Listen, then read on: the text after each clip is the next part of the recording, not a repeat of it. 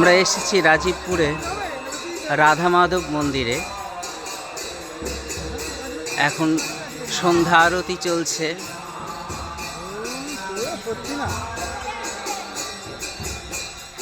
হ্যাঁ, আসবো আসবো আসবো।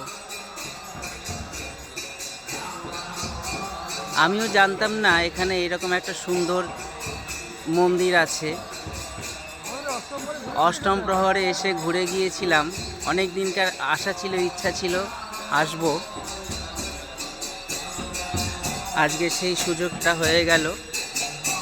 প্রভু আমাদের সেই সুযোগটা করে দিয়েছেন।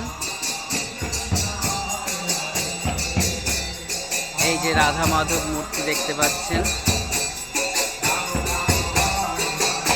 হ্যাঁ, দেখতে পাচ্ছেন।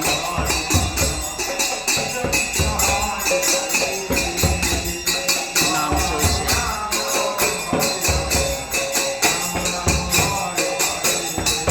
অপূর্ব।